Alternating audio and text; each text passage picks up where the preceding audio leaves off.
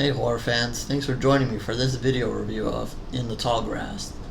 So I caught this on Netflix and I thought I would share some thoughts about it. First, it's based on Stephen King's horror novella, which I've not read, so this won't be a video review of the book versus the movie.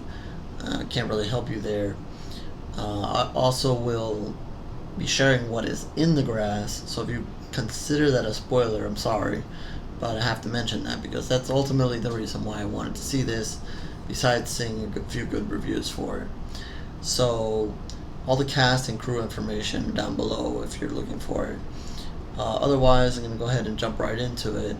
And of course, I like when movies jump right into it, and that's what this one starts off with. So, a brother and sister pull up alongside a road with obviously tall grass right next to it.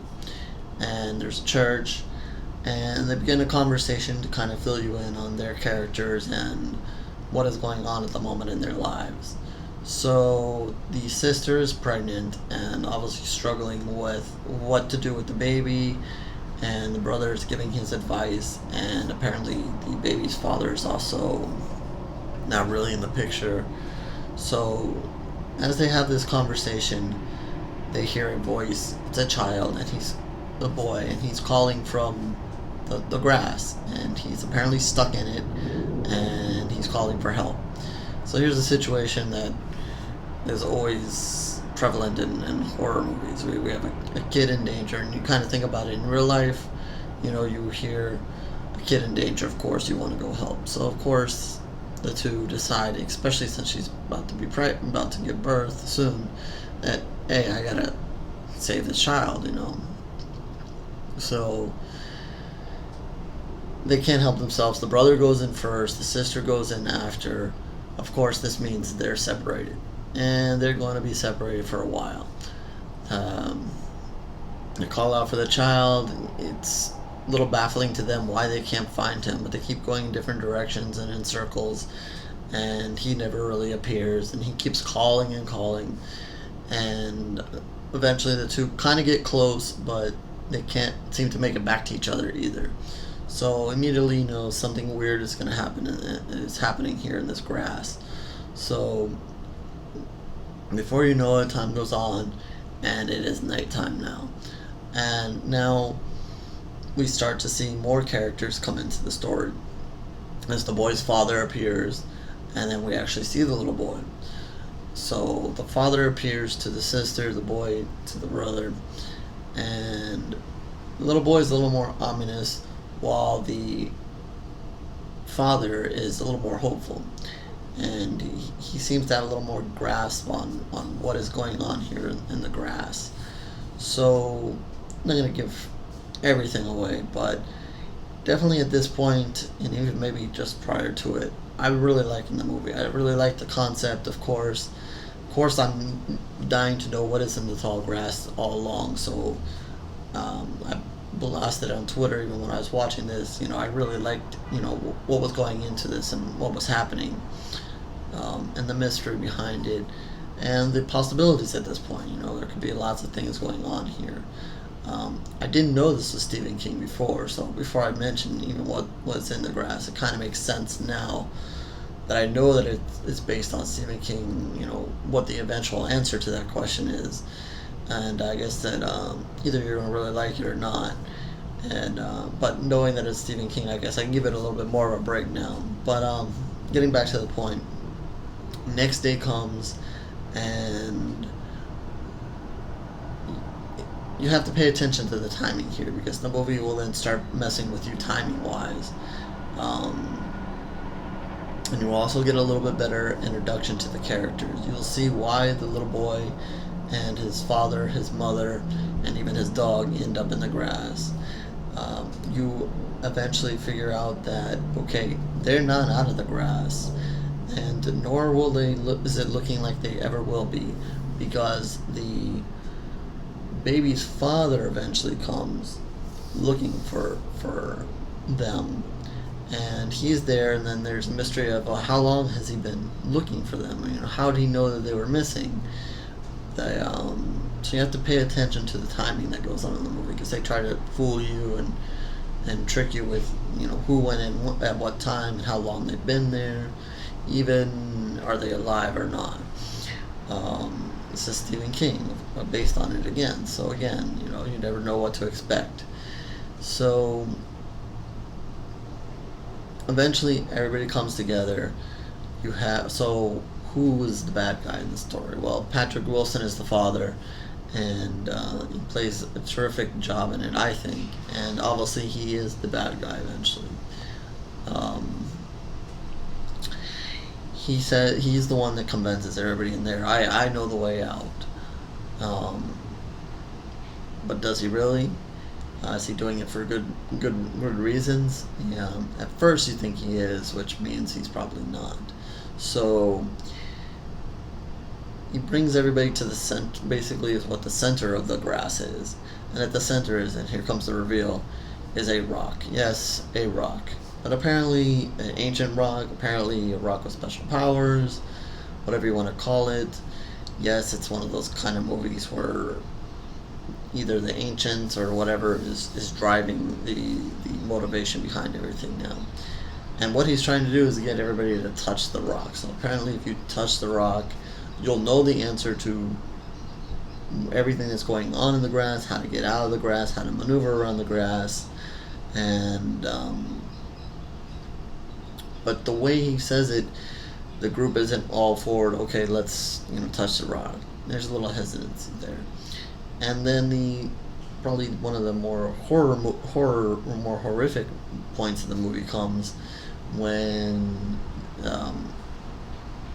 they find out that he's bad, or maybe he has bad intention, and kind of have a disagreement about whether they should touch the rock, who wants to touch the rock, who doesn't want to touch the rock, and let's just say someone at this point dies, and it gets a little rough.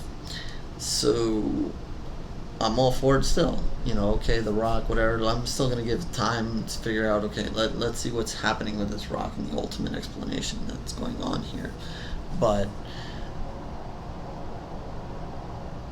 so this begins to, I guess, chase them through the grass now.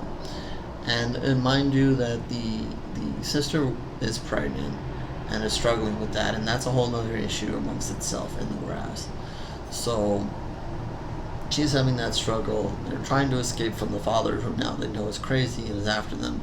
And he has a clear advantage over them because he's crazy and he's touched this rock and knows everything there is about the grass and how to maneuver through it. Because I guess there's a special way to get through the grass, and if you don't know, then you're just struggling through it. They had one or two creative ideas on trying to see through the grass and so forth, but nothing that really ultimately helps them, and they still cannot get out of the grass.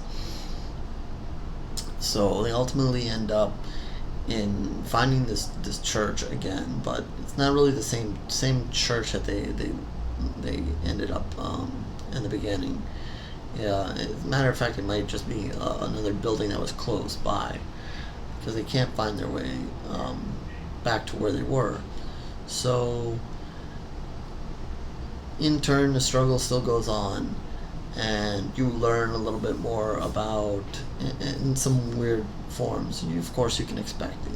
If this is Stephen King, based on it, you can expect some weirdness. So there is some weirdness going on in the explanation, or as they further show more of the history of the rock. So it gets a little weird. I'll save that for you guys to check out. But getting to the point, it's a mystery of getting in and out of the grass, and it appears, or they make it appear, that one character did eventually get out, and again, you have to pay attention to the timing, whether you buy that they really got out or not.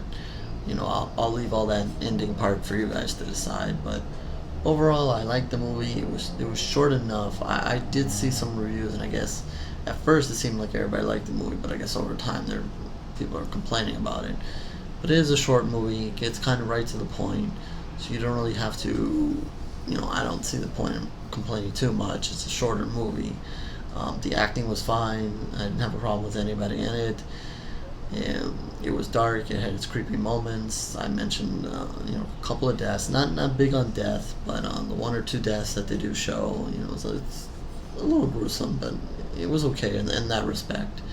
But it's all about, I guess you're gonna like it basically if you fall for the story about what's happening in the grass, or you don't, and how you take the ending of did they get out or did they not get out, or who got out and who didn't get out, and so forth. It gets a little in depth in the pregnancy and so forth, and that obviously plays a role in it.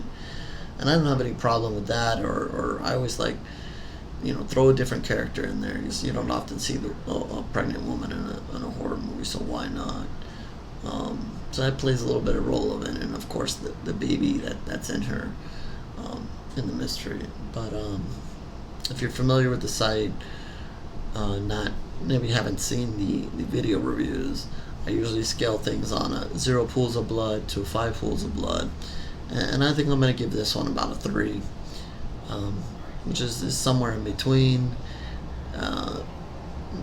Not terrific, not bad.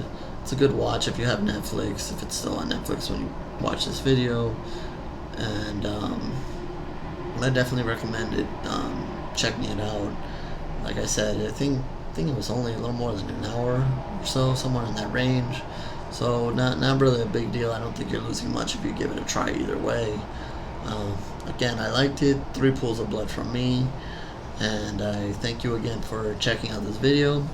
Again, you can find some of the information about the movie down below. And I will be jumping to another review soon. So I thank you for joining us and joining me in this video. And again, you can find more reviews on this YouTube channel, more fun on this YouTube channel, and definitely on the site as well, horrorscorereviews.blogspot.com. So thank you, and horror fans, for joining me.